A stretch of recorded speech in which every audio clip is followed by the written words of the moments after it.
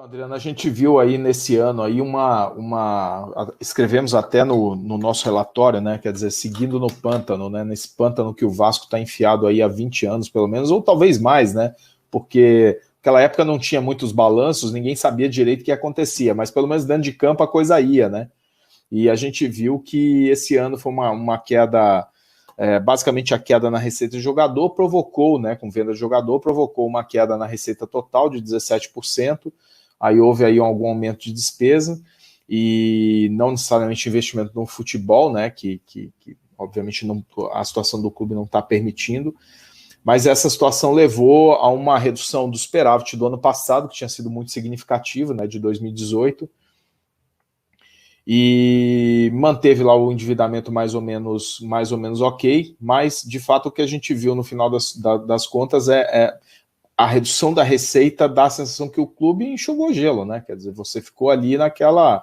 Quer dizer, um clube como esse, e a gente vê que os processos de ajuste, né, eles têm que vir acompanhados com o crescimento de receita, né? Senão você entra naquele ciclo vicioso, você não investe no futebol, aí a torcida não consegue gerar mais receitas, os parceiros de negócio, né? O ambiente de negócio não gera novos negócios, você não aumenta a receita, e aí você fica naquele pântano ali em que o custo da dívida se faz presente, a gravidade atuando, né? E aí você não tem capacidade de investimento. Não tem capacidade de investimento, não tem time, não tem parceiro, não tem torcida, não tem torcida gastando, né? Engajada, né? Porque a torcida do Vasco é uma coisa fora de série a resposta que essa torcida dá. E aí você não está lá no clube há algum tempo mais, mas imagino que deva passar pela tua cabeça o que vem por aí para quem está lá, né? Quer dizer, com esse negócio de Covid na porta, pega todo mundo, mas pega um clube que já vinha numa situação combalida, né? Então, eu queria que você fizesse assim, a tua visão desse ano, e depois a gente vai se aprofundar bastante nas discussões sobre futuro, cenário, política e tudo mais, mas um balanço, né? Como é que você viu aí a fotografia final aí do clube? Ok.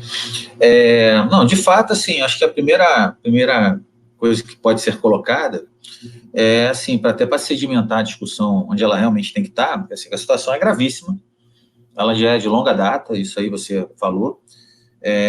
Eu tenho por mim, uma experiência profissional, que o dinheiro ele sempre vai falar, ele vai falar mais alto em algum momento, e ele fala no futebol. Então, assim, o período e é como você falou, lá atrás você tinha um nível de transparência que gera dúvidas e tal, muito lá atrás, mas o fato a partir de 2000, quando o Vasco teve seus problemas com o principal fornecedor de recursos, no caso a Globo, a gente passou a ter um desempenho esportivo pífio a partir daí.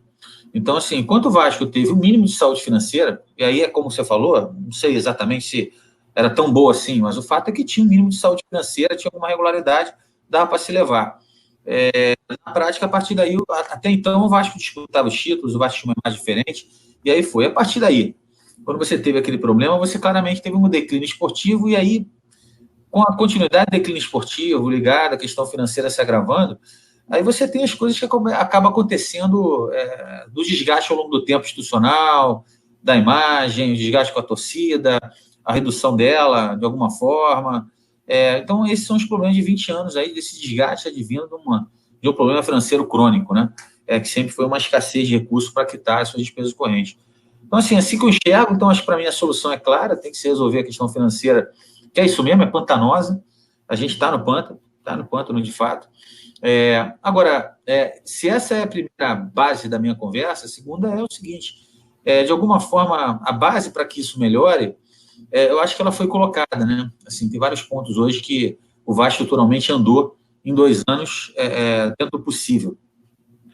E tem solução, né? Porque é difícil, mas o segmento futebol, ele permite para um clube do porte do Vasco da Gama conseguir, de alguma forma, sair de um pântano para uma situação melhor muito rapidamente comparado com outros segmentos, né? Porque envolve o intangível que é a torcida, que é toda essa paixão, essa condição do estado da população como um todo, que de fato você consegue recuperar rápido, dependendo da boa gestão que tiver. Então, assim, está muito mal, é uma situação que vem de muito tempo, como tudo na vida tem seu tempo, não dá para ficar mais assim. Eu acho que tem um esgotamento claro do clube em relação a continuar dessa forma, não só do Vasco, tem vários clubes aí que estão chegando ao fim do ciclo, de capacidade de resistir a uma situação tão ruim. Alguma melhora estrutural teve, e a gente vai discutir como é que isso não aparece tanto ali, não é fácil a análise.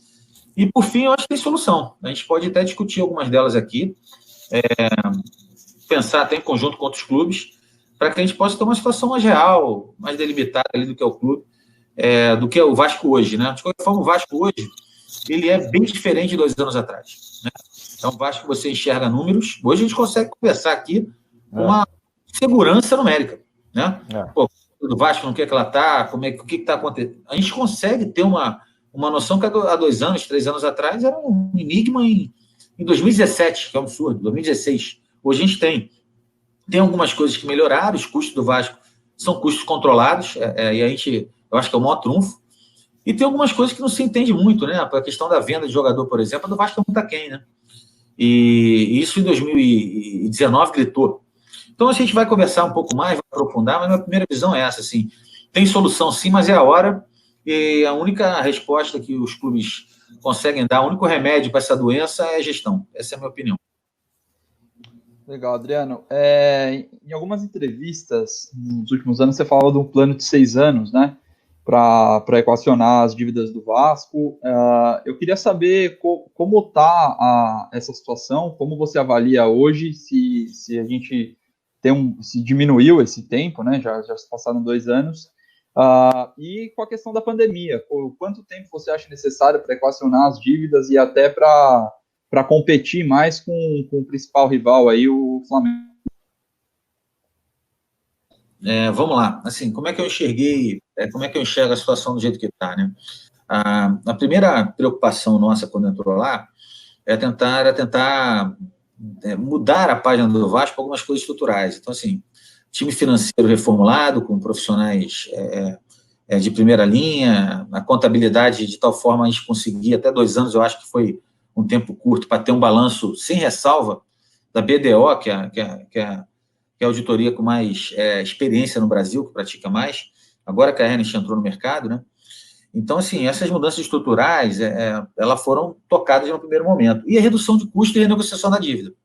Conhecer qual era a dívida, renegociar com os credores, e usar bem o recurso naquilo que chegasse, principalmente contendo o gasto, né? Até porque tem que ter tempo, ao longo do tempo, para aumentar a receita, que é o último desafio que aparece. Então, assim, essa coisa foi feita no início. E o que a gente olha o Vasco agora nesse balanço de 2019? A gente vê um Vasco já tirando a receita diferida e colocando as penhoras de 624 milhões ali de dívida, uma dívida que aumentou de 580 para 624. O que foi esse aumento de dívida aí com 5 milhões de prejuízo? Uma parte é que esse prejuízo tinha uma parte que não era caixa, então tem a luva de 10 milhões ali da receita diferida, então 10 milhões não é caixa. Você tem a doação do CT lá, 4 milhões e pouco que a torcida deu, também não é caixa. E você tem investimentos que foram feitos, né? Você tem investimento na base e no mobilizado. Então, se você tem um aumento de dívida de 40 e poucos milhões, que é derivado de uma insuficiência ali de caixa vindo do resultado, e você tem um outro problema, que é a questão do investimento que foi feito, mas, enfim, é investimento, né? Principalmente na base. Não tem uma situação de escalabra de gestão. E aí, como é que essa dívida ela pode ser domada para o futuro, né? Porque ela é uma doença. Ela é a causa, por exemplo, da situação do Vasco parecer um clube numa situação de coma que não volta mais, né? Porque é isso, você vê salário atrasado, você vê uma série de situações indignas para um grande clube e que atrapalham o desempenho, imagem e tudo mais, que é derivado dessa dívida, no qual, se você olhar lá, 200 milhões é a dívida de curtíssimo prazo civil trabalhista. Então, assim, essa coisa ela faz uma gestão que é o tempo todo marcado por insolvência. Mas são 624. Aí eu queria colocar a primeira questão da estrutura que está montada para a reação, né? Se você olhar os outros clubes, assim, só colocando para ver onde a gente pode sair disso rapidamente, se for o caso, eu estava dando uma olhada e, assim, o grande ponto do clube foi a não venda de um jogador expressivo. Apesar de parecer um negócio não recorrente, que você não pode contar e não deve de fato, eu chamo a atenção para o resultado dos outros clubes. Então, assim, por exemplo, O Flamengo ele teve 63 milhões de resultado, de lucro. Mas dentro desses 63 milhões, tinha 300 milhões de venda de jogador. Se você tira o resultado, você é para 237 milhões de prejuízo. O Fluminense, 9 milhões de prejuízo, 105 milhões de venda de jogador. Você ia ter 114 milhões de prejuízo, e aí vai. Se você tira a venda de jogador de todo mundo, a menor prejuízo é ser o Botafogo, 60. O Grêmio, que tem uma excelente gestão, mas mesmo o Grêmio ia ter 86 milhões de prejuízo. Santos, São Paulo, Flamengo, ia ter mais de 200 milhões de prejuízo. O que acontece é que o Vasco é o único dos 12 grandes que não teve uma venda expressiva. O Vasco, sem venda, que esses 11 milhões que estão no balanço, ele ia ter um prejuízo de 17 milhões. Então, qual é o ponto, primeiro, para dar uma olhada, né? A venda ela vai acontecer, né? De alguma forma, existe deveria acontecer mais, mas o fato é que vai acontecer, a geração é boa e ocorre. Está com o euro valorizado, está com o câmbio valorizado. E o que vai acontecer é que, quando ela ocorrer, o Vasco está pronto para quê? Para ter um lucro de 100, 110 milhões e uma nova redução de dívida, como foi em 2018. É claro que essa coisa demora mais tempo, porque você vai ter que aumentar as outras receitas com o tempo. Mas o fato é que, com o aumento de sócio e redução de despesa, hoje você tem um Vasco pronto para uma venda e você começar a reduzir a dívida com base na venda. Dos 624 milhões, com 300 o Vasco vai embora, né? Porque são dívidas com parcelamento de longo prazo, baratas e conseguem ser equacionadas. Então, a gente precisa resolver e reorganizar 324 milhões de dívida. Hoje está se falando do Thales a 30 milhões de euros. Vamos presumir 20. A gente já está falando aí de 1/3 da dívida que tem que ser equacionada. Então, assim, fácil? Não é. Vai ter que conviver com uma gestão complicada. Mas, assim, o que eu vejo é o Vasco com uma estrutura de custo tal que ele está pronto para, quando entrar as vendas que vão ocorrer, essa venda não ser pulverizada como nos outros clubes para reduzir prejuízo ou para manter a folha do jeito que está. Ela é exclusivamente para você ir reduzindo dívida ao longo do tempo.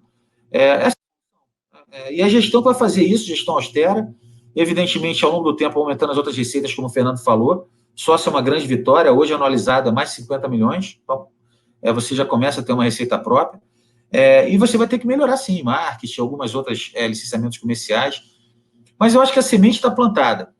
Não vai ser fácil, a gente tem que saber que 20 anos ou mais de dificuldade não se resolve em 1, 2 anos.